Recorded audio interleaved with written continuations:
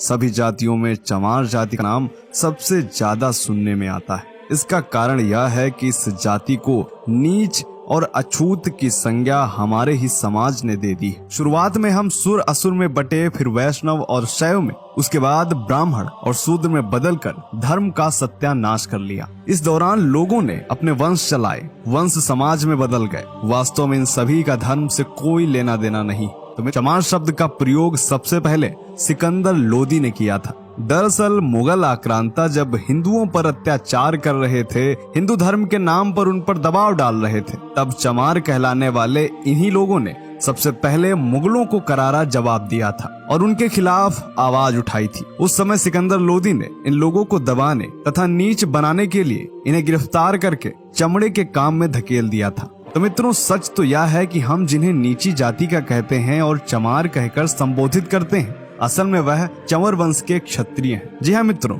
Doctor विजय सोनकर शास्त्री ने एक पुस्तक लिखी है जिसका नाम है हिंदू चर्मकार जाति। इस पुस्तक में उन्होंने चंवर वंश के विषय में विस्तार से लिखा है। यही नहीं, महाभारत के अनुशासन पर्व में भी इस वंश का उल्लेख मिलता है। भारत पर जब तुर्कों का शासन था, उस समय भी भारत के पश्चिमी भाग पर चंवर वंश का शासन था। उस समय पश्चिमी भारत पर राजा चंवर सेन का शासन था। डॉक्टर विजय सोनकर शास्त्री के अनुसार राणा सांगा व उनकी पत्नी झाली रानी ने चंवर वंश से संबंध रखने वाले संत रविदास जी को अपना गुरु मानकर उनको मेवाड़ के राजगुरु की उपाधि दी थी और उनसे चित्तौड़ किले में रहने की प्रार्थना की थी। डॉक्टर शास्त्री ने अपनी किताब में यह लिखा है कि विदेशी मुगल आक्रमणकारियों के आने से पहले भारत में मुस्लिम, सिख व दलित नहीं थे। जिन्हें आज हम दलित कहते हैं, वे सब आंतरिक लड़ाई के कारण धीरे धीरे क्षत्रिय समुदाय से अलग होते गए और इनकी गिनती धीरे धीरे निम्न और शूद्र जाति में की जाने लगी। मित्रों, संत रविदास चित्तौड़ किले में कई महीने रहे थे।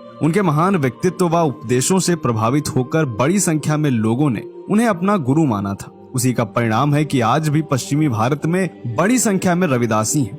यही नहीं, राजस्थान में आज भी चमार जाति का बर्ताव राजपूतों जैसा ही है। उनकी औरतें लंबा घूंघट रखती हैं, आदमी ज्यादातर बड़ी मूछें और पगड़ी रखते हैं। मित्रों, आज भारत में 23 करोड़ के आसपास मुस्लिम हैं और लगभग 35 करोड़ के आसपास अनुसूचित जातियों के लोग हैं। जरा सोचिए, इन लोगों ने यदि मुगल अत्याचारों के आगे हार मान ली होती और मुसलमान बन गए होते, तो आज भारत में मुस्लिम जनसंख्या 50 करोड़ के पार होती।